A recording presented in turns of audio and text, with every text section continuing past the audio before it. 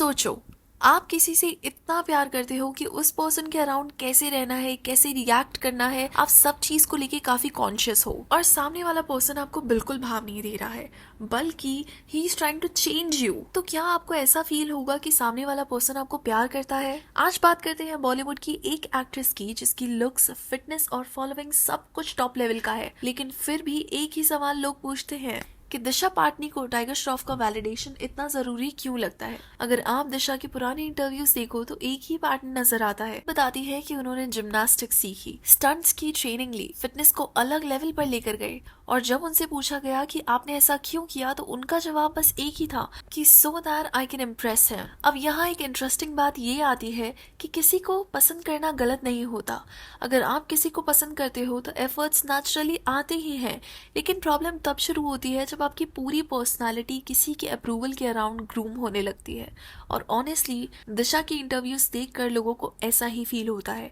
2015 के आसपास दिशा और टाइगर मिले, 2016 में उनकी म्यूजिक वीडियो आई और डेटिंग रूमर्स भी शुरू हो गए, और फिर बागी 2 के बाद दोनों को बॉलीवुड का फिटनेस पावर कपल बोला जाने लगा। लेकिन एक चीज नोटिस करने वाली थी, जितनी ओपनली दिशा इंटरव्यूज में टाइगर की बात करती थी उतना ही रिजर्व टाइगर नजर आते थे। वो पब्लिकली रिलेशनशिप को लेके हमेशा काफी गार्डेड रहते थे, और यहीं से लोगों ने सवाल करना शुरू किया कि क्या दिशा रिलेशनशिप में ज्यादा इन्वेस्ट कर रही थी। दिशा ने खुद कहा कि उन्होंने जिम्नास्टिक्स सीखी, फायर रिंग से जंप करना सीखा, लेकिन फिर भी मजाक मजाक में वो इंटरव्यूज में बोलती थी कि still he is not impressed, अब क्या करूं। ये लाइन फनी तो जरूर थी, लेकिन कहीं ना कहीं थोड़ी सैड भी लग रही थी, क्योंकि अगर आप बार बार किसी को इम्प्रेस करने की रेस में हो तो एक पॉइंट के बाद आप खुद से दूर चले जाते हो। और शायद यही चीज दिशा के केस में नजर आ रही है।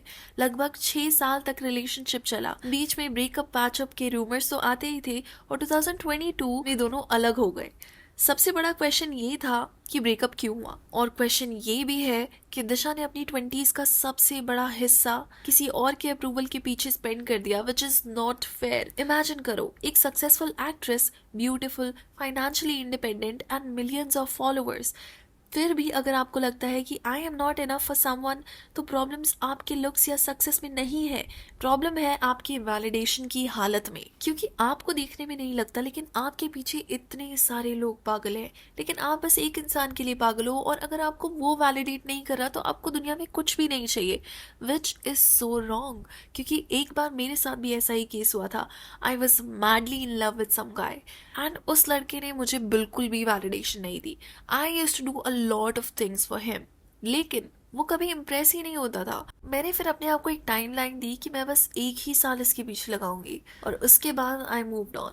लेकिन जो एक साल मैंने उसके पीछे लगाया, I really regret that time, क्योंकि उस टाइम मैंने बस उसकी वैलिडेशन के लिए हर चीज़ करी, और उस चीज़ ने मुझे एज अ पर्सन बिल्कुल ग्रो नहीं किया, बल्कि मुझे सेल्फ डाउट में डाला।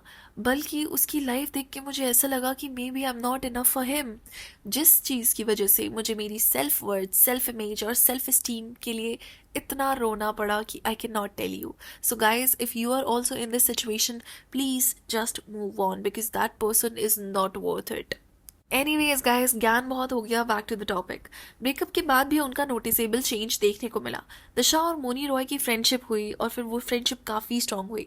वैसे आजकल लोग ये कहते हैं कि वो दोनों रिलेशनशिप में है, बट टू बी ऑनेस्ट ऐसा नहीं है। दोस्तों के साथ ट्रैवल करना, टाइम स्पेंड करना और जेन्युइनली इंजॉय करने का मतलब ये नहीं है कि आप एक रिलेशनशिप में हो। और ऑनेस्टली ये फ्रेंडशिप काफ़ी रिफ्रेशिंग है। कभी कभी लाइफ में रोमांटिक रिलेशनशिप से ज़्यादा आपका दोस्त आपको हील कर सकता है। करियर की बात करें तो दिशा ने मोस्टली कमर्शियल फिल्म्स चूज करी है, जहाँ ग्लैमर एक्सट्रीम हो जाता है, लेकिन एक तरीके से आप फिर उसी नजरिए से देखे जाते हो, बेसिकली आई कैंडी। जब दिशा की फर्स्ट मूवी आई थी MS धोनी, उसके बाद उन्हें एक्टिंग के लिए काफी अप्रिशिएट किया गया था। इवन ऑडियंस ये भी सोच रही थी कि शायद दिशा पाटनी अब मूवीज में रोल करेंगे, लेकिन उन्होंने अपनी राह बदल ली और वो बेसिकली कमर्शियल मूवीज की तरफ चली गई। अगर देखा जाए तो कमर्शियल मूवीज में भी उन्होंने काफी बड़े बैनर्स के साथ काम किया है, ब्रांड एंडोर्समेंट किए और फाइनेंशियली काफी स्ट्रॉन्ग पोजीशन भी बिल्ड करी है।